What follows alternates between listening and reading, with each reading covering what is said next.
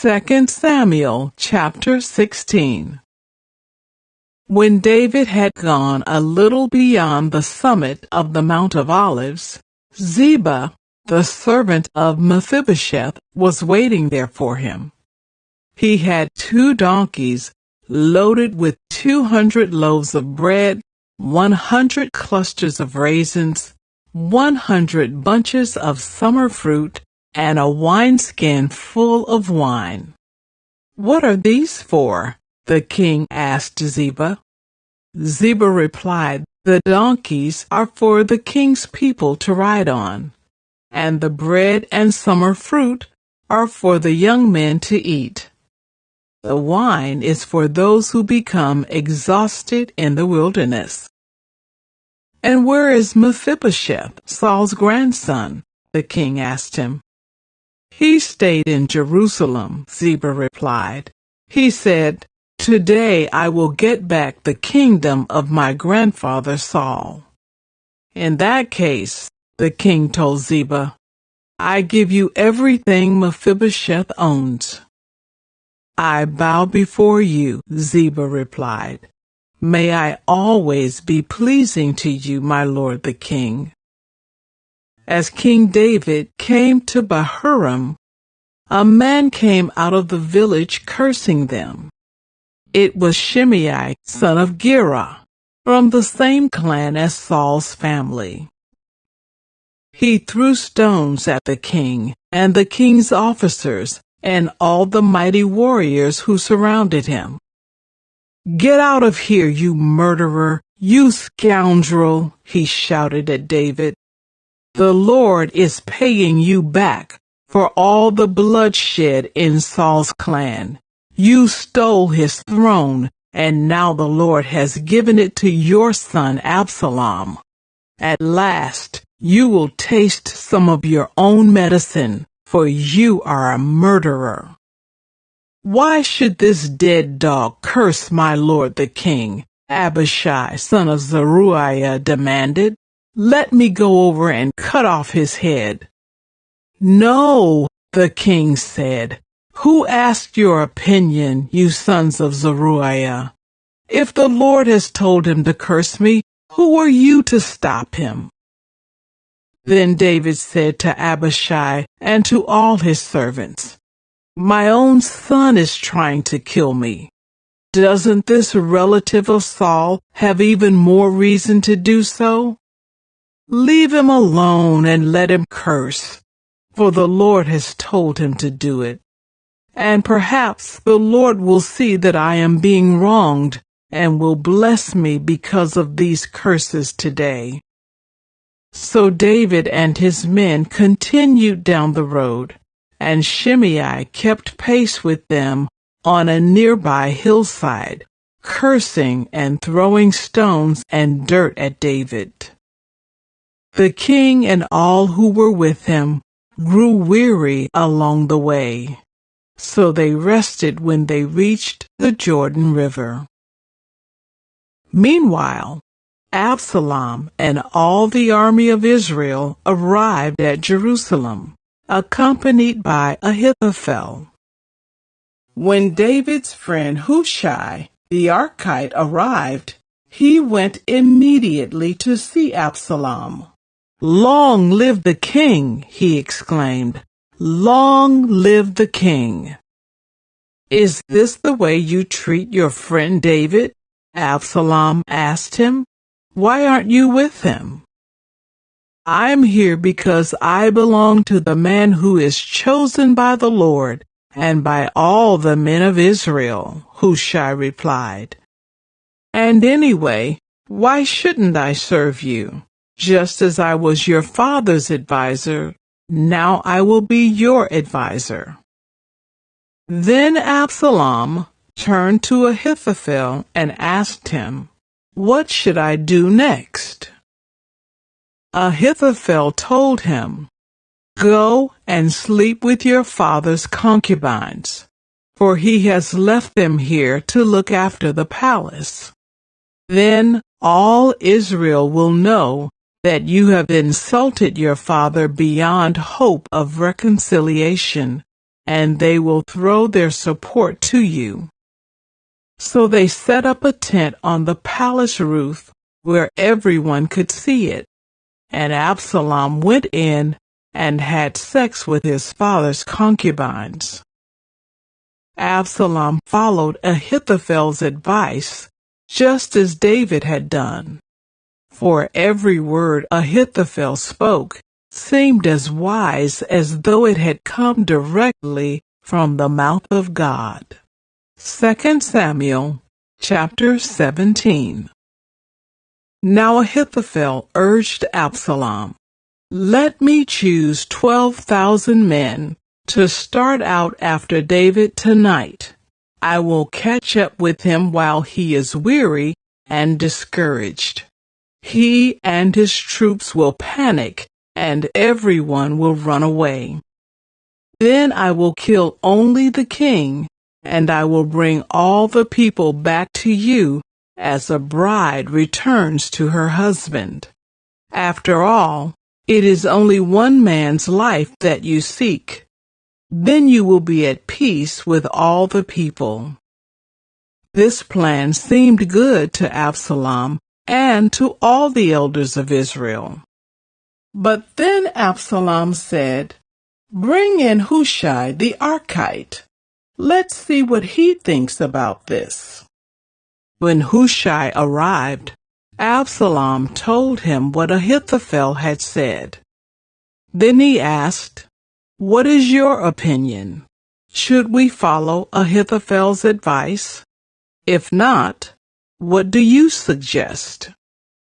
"Well," Hushai replied to Absalom, "this time Ahithophel has made a mistake.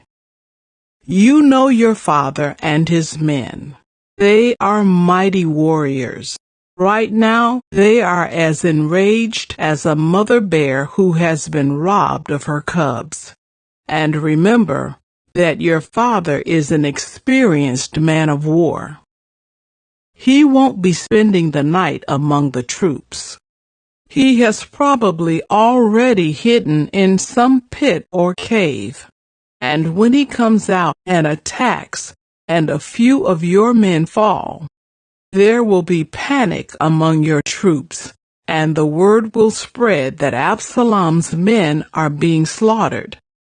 Then even the bravest soldiers, though they have the heart of a lion, will be paralyzed with fear. For all Israel knows what a mighty warrior your father is and how courageous his men are. I recommend that you mobilize the entire army of Israel, bringing them from as far away as Dan in the north and Beersheba in the south. That way you will have an army as numerous as the sand on the seashore. And I advise that you personally lead the troops. When we find David, we'll fall on him like dew that falls on the ground. Then neither he nor any of his men will be left alive. And if David were to escape into some town, you will have all Israel there at your command. Then we can take ropes and drag the walls of the town into the nearest valley until every stone is torn down." Then Absalom and all the men of Israel said, "Hushai's advice is better than Ahithophel's." For the Lord had determined to defeat the counsel of Ahithophel, which really was the better plan, so that he could bring disaster on Absalom. Hushai told Zadok and Abiathar the priests what Ahithophel had said to Absalom and the elders of Israel, and what he himself had advised instead.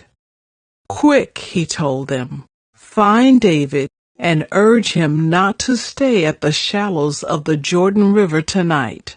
He must go across at once into the wilderness beyond. Otherwise, he will die and his entire army with him." Jonathan and Ahimaaz had been staying at Enrogel so as not to be seen entering and leaving the city. Arrangements had been made for a servant girl to bring them the message they were to take to King David. But a boy spotted them at Enrogel, and he told Absalom about it. So they quickly escaped to Bahurim, where a man hid them down inside a well in his courtyard. The man's wife put a cloth over the top of the well and scattered grain on it to dry in the sun, so no one suspected they were there. When Absalom's men arrived, they asked her, "Have you seen Ahimaaz and Jonathan?" The woman replied, "They were here, but they crossed over the brook." Absalom's men looked for them without success and returned to Jerusalem. Then the two men crawled out of the well and hurried on to King David. "Quick," they told him, "cross the Jordan tonight." And they told him how Ahithophel had advised that he be captured and killed. So David and all the people with him went across the Jordan River during the night, and they were all on the other bank before dawn. When Ahithophel realized that his advice had not been followed, he saddled his donkey, went to his hometown, set his affairs in order, and hanged himself. He died there and was buried in the family tomb. David soon arrived at Mahanaim. By now, Absalom had mobilized the entire army of Israel and was leading his troops across the Jordan River. Absalom had appointed Amasa as commander of his army, replacing Joab, who had been commander under David. Amasa was Joab's cousin. His father was Jether, an Ishmaelite. His mother Abigail, daughter of Nahash, was the sister of Joab's mother Zeruiah. Absalom and the Israelite army set up camp in the land of Gilead. When David arrived at Mahanaim, he was warmly greeted by Shobai, son of Nahash, who came from Rabbah of the Ammonites, and by Machir, son of Ammiel, from Lodebar, and by Barzillai of Gilead, from Rogelim. They brought sleeping mats, cooking pots, serving bowls, wheat and barley, flour, and roasted grain, beans, lentils, honey, butter, sheep, goats, and cheese for David and those who were with him. For they said, "You must all be very hungry and tired and thirsty after your long march through the wilderness." 2 Samuel chapter 18. David now mustered the men who were with him, and appointed generals and captains to lead them. He sent the troops out in 3 groups, placing one group under Joab, one under Joab's brother Abishai, son of Zeruiah, and one under Ittai, the man from Gath. The king told his troops, "I am going out with you." But his men objected strongly. "You must not go," they urged. "If we have to turn and run, and even if half of us die, it will make no difference to Absalom's troops. They will be looking only for you. You are worth 10,000 of us, and it is better that you stay here in the town and send help if we need it." "If you think that's the best plan, I'll do it," the king answered. So he stood alongside the gate of the town as all the troops marched out in groups of hundreds and of thousands.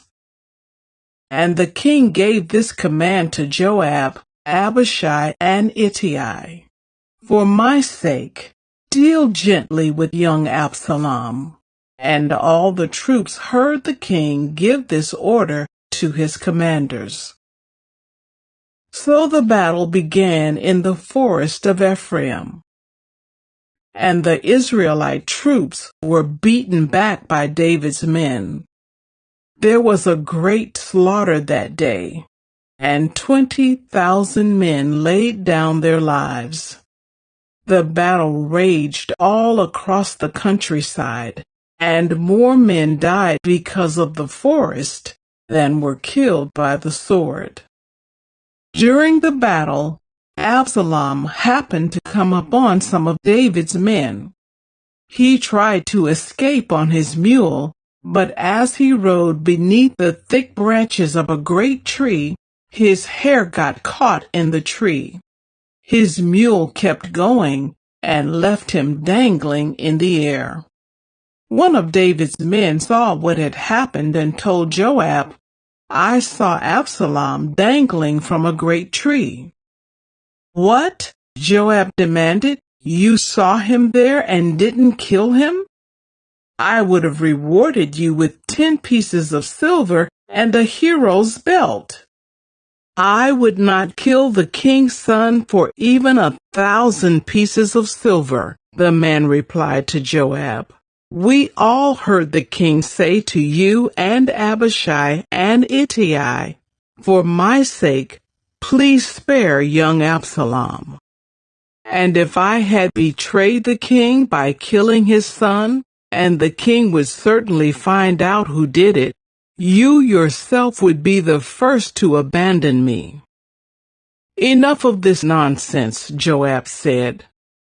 Then he took 3 daggers and plunged them into Absalom's heart as he dangled, still alive in the great tree. 10 of Joab's young armor-bearers then surrounded Absalom and killed him. Then Joab blew the ram's horn, and his men returned from chasing the army of Israel.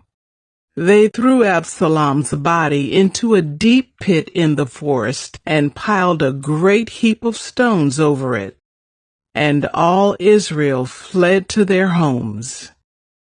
During his lifetime, Absalom had built a monument to himself in the king's valley, for he said, "I have no son to carry on my name." He named the monument after himself, and it is known as Absalom's monument to this day.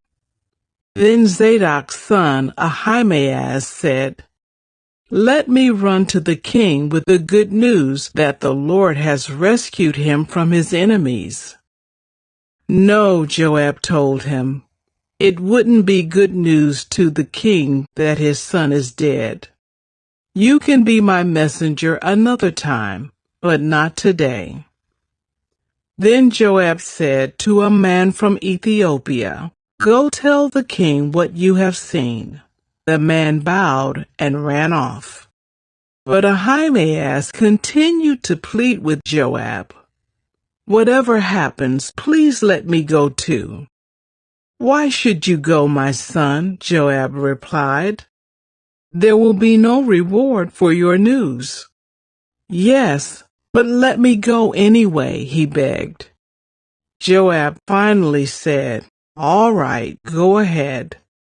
So Ahimaaz took the less demanding route by way of the plain and ran to Mahanaim ahead of the Ethiopian. While David was sitting between the inner and outer gates of the town, the watchman climbed to the roof of the gateway by the wall. As he looked, he saw a lone man running toward them. He shouted the news down to David, and the king replied, "If he is alone, he has news."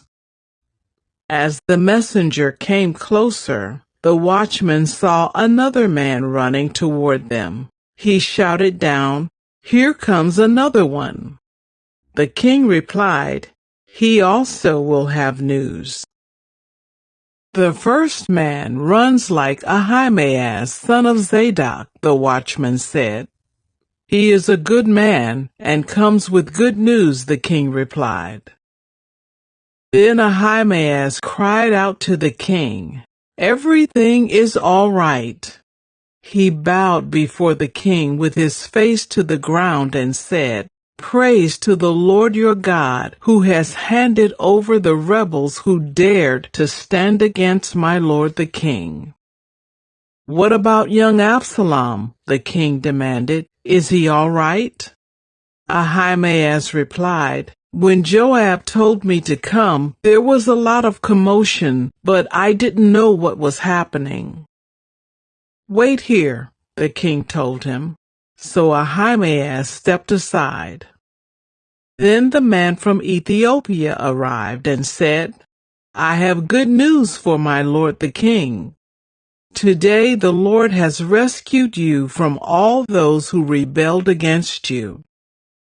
"What about young Absalom?" the king demanded. "Is he all right?" And the Ethiopian replied, "May all of your enemies, my lord the king, both now and in the future, share the fate of that young man." The king was overcome with emotion. He went up to the room over the gateway and burst into tears. And as he went, he cried, "Oh, my son Absalom, my son Absalom! If only I had died instead of you, oh Absalom, my son, my son." 2 Samuel chapter 19. Word soon reached Joab that the king was weeping and mourning for Absalom. As all the people heard of the king's deep grief for his son, the joy of that day's victory was turned into deep sadness. They crept back into the town that day as though they were ashamed and had deserted in battle. The king covered his face with his hands and kept on crying, "Oh, my son Absalom! Oh, Absalom, my son, my son!" Then Joab went to the king's room and said to him, "We saved your life today, and the lives of your sons, your daughters, and your wives and concubines. Yet you act like this, making us feel ashamed of ourselves? You seem to love those who hate you and hate those who love you. You have made it clear today that your commanders and troops mean nothing to you. It seems that if Absalom had lived and all of us had died, you would be pleased. Now go out there and congratulate your troops, for I swear by the Lord that if you don't go out, not a single one of them will remain here tonight. Then you will be worse off than ever before." So the king went out and took his seat at the town gate. And as the news spread throughout the town that he was there, everyone went to him. Meanwhile, the Israelites who had supported Absalom fled to their homes. And throughout all the tribes of Israel, there was much discussion and argument going on. The people were saying, "The king rescued us from our enemies and saved us from the Philistines. But Absalom chased him out of the country. Now Absalom, whom we anointed to rule over us, is dead. Why not ask David to come back and be our king again?" Then King David sent Zadok and Abiathar the priests to say to the elders of Judah, "Why are you the last ones to welcome back the king into his palace? For I have heard that all Israel is ready. You are my relatives, my own tribe, my own flesh and blood. So why are you the last ones to welcome back the king?" And David told them to tell Amasa, "Since you are my own flesh and blood, like Joab, May God strike me and even kill me if I do not appoint you as commander of my army in his place." Then Amasa convinced all the men of Judah, and they responded unanimously. They sent word to the king, "Return to us and bring back all who are with you." So the king started back to Jerusalem. And when he arrived at the Jordan River, the people of Judah came to Gilgal to meet him and escort him across the river. Shimei, son of Gera, the man from Bahurim in Benjamin, hurried across with the men of Judah to welcome King David. 1,000 other men from the tribe of Benjamin were with him, including Ziba, the chief servant of the house of Saul, and Ziba's 15 sons and 20 servants. They rushed down to the Jordan to meet the king. They crossed the shallows of the Jordan to bring the king's household across the river, helping him in every way they could. As the king was about to cross the river, Shimei fell down before him. "My lord the king, please forgive me," he pleaded. "Forget the terrible thing your servant did when you left Jerusalem. May the king put it out of his mind. I know how much I sinned. That is why I have come here today, the very first person in all Israel to greet my lord the king." Then Abishai, son of Zeruiah, said, "Shimei should die, for he cursed the Lord's anointed king." "Who asked your opinion, you sons of Zeruiah?" David exclaimed. "Why have you become my adversary today? This is not a day for execution, for today I am once again the king of Israel." Then turning to Shimei, David vowed, "Your life will be spared." Now Mephibosheth, Saul's grandson, came down from Jerusalem to meet the king. He had not cared for his feet, trimmed his beard, or washed his clothes since the day the king left Jerusalem. "Why didn't you come with me, Mephibosheth?" the king asked him. Mephibosheth replied, "My lord the king, my servant Ziba deceived me. I told him, 'Saddle my donkey so I can go with the king,' for as you know I am crippled. Ziba has slandered me by saying that I refused to come. But I know that my lord the king is like an angel of God, so do what you think is best." All my relatives and I could expect only death from you, my lord. But instead, you have honored me by allowing me to eat at your own table. What more can I ask?" "You've said enough," David replied. "I've decided that you and Ziba will divide your land equally between you." "Give him all of it," Mephibosheth said. "I am content just to have you safely back again, my lord the king." Barzillai of Gilead had come down from Rogelim to escort the king across the Jordan. He was very old, 80 years of age, and very wealthy. He was the one who had provided food for the king during his stay in Mahanaim. "Come across with me and live in Jerusalem," the king said to Barzillai. "I will take care of you there." "No," he replied, "I am far too old to go with the king to Jerusalem. I am 80 years old today, and I can no longer enjoy anything. Food and wine are no longer tasty, and I cannot hear the singers as they sing. I would only be a burden to my lord the king. Just to go across the Jordan River with the king is all the honor I need." Then let me return again to die in my own town, where my father and mother are buried. But here is your servant, my son Kimham. Let him go with my lord the king, and receive whatever you want to give him." "Good," the king agreed. "Kimham will go with me, and I will help him in any way you would like.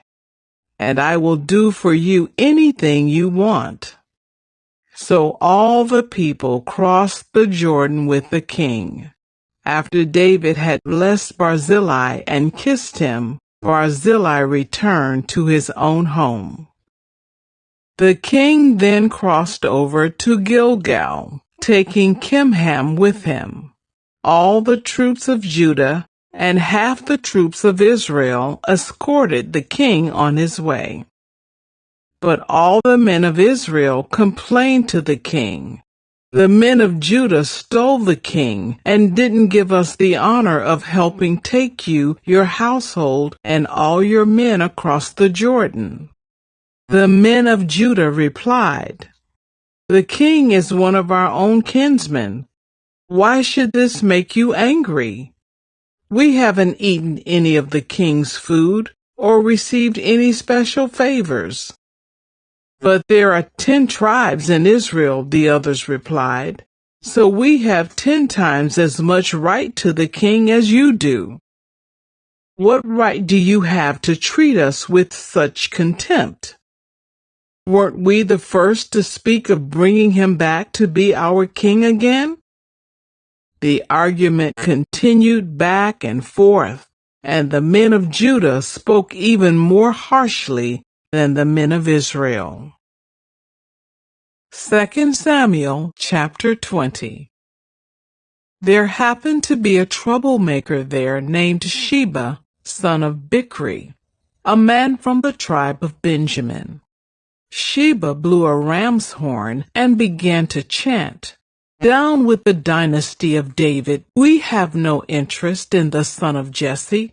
Come on, you men of Israel, back to your homes." So all the men of Israel deserted David and followed Sheba, son of Bichri. But the men of Judah stayed with their king and escorted him from the Jordan River to Jerusalem. When David came to his palace in Jerusalem, he took the 10 concubines he had left to look after the palace and placed them in seclusion. Their needs were provided for, but he no longer slept with them. So each of them lived like a widow until she died. Then the king told Amasa, "Mobilize the army of Judah within 3 days, and report back at that time." So Amasa went out to notify Judah, but it took him longer than the time he had been given. Then David said to Abishai, "Sheba, son of Bichri, is going to hurt us more than Absalom did. Quick, take my troops and chase after him before he gets into a fortified town where we can't reach him." So Abishai and Joab, together with the king's bodyguard and all the mighty warriors, set out from Jerusalem to go after Sheba. As they arrived at the great stone in Gibeon, Amasa met them. Joab was wearing his military tunic with a dagger strapped to his belt. As he stepped forward to greet Amasa, he slipped the dagger from its sheath. "How are you, my cousin?" Joab said, and took him by the beard with his right hand, as though to kiss him. Amasa didn't notice the dagger in his left hand, and Joab stabbed him in the stomach with it so that his insides gushed out onto the ground. Joab did not need to strike again, and Amasa soon died. Joab and his brother Abishai left him lying there and continued after Sheba. One of Joab's young men shouted to Amasa's troops, If you are for Joab and David, come and follow Joab." But Amasa lay in his blood in the middle of the road, and Joab's man saw that everyone was stopping to stare at him. So he pulled him off the road into a field and threw a cloak over him. With Amasa's body out of the way, everyone went on with Joab to capture Sheba, son of Bichri. Meanwhile, Sheba traveled through all the tribes of Israel and eventually came to the town of Abel-Beth-Maacah. All the members of his own clan, the Bichrites, assembled for battle and followed him into the town. When Joab's forces arrived, they attacked Abel-Beth-Maacah. They built a siege ramp against the town's fortifications and began battering down the wall.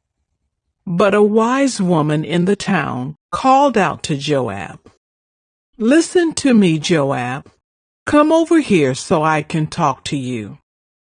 As he approached, the woman asked, "Are you Joab?" "I am," he replied.